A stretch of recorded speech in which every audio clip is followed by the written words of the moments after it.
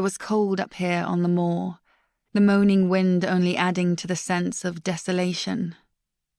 The ruined engine house loomed in the near distance. Blake felt the history around her. This was a place filled with ghosts and long-dead things. She just hoped that Lucy was not among them. Locking the car, she stepped off the road and onto the moor, quickly finding the thin, stony path that led towards the shell of the engine house. Another ruin stood on her left, no more than a few crumbling walls that had once formed the mine's counting house. Blake's eyes darted to the left, then the right, searching for signs of life. Sometimes dog walkers could be found up here, but not today. As far as she could tell, she was alone.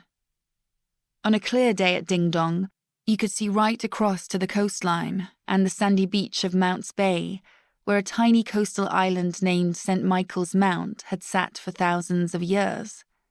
The 12th century castle at its summit was where the first sighting of the Spanish Armada had been made in 1588, and a beacon had been ignited, starting a chain of fires that would light up the south coast to warn of the pending invasion.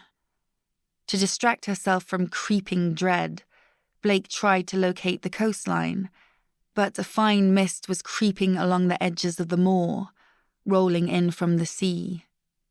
Sometimes up here, a mist could turn into a thick fog before your eyes, and you'd suddenly find yourself disoriented and stumbling blindly along, which was not ideal for walking on top of long abandoned mine shafts.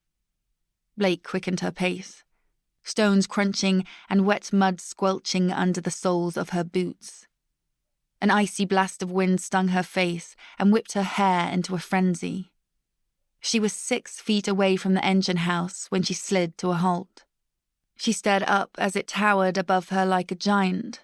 Built from Cornish stone, the engine house had withstood hundreds of years of exposure to rain and wind.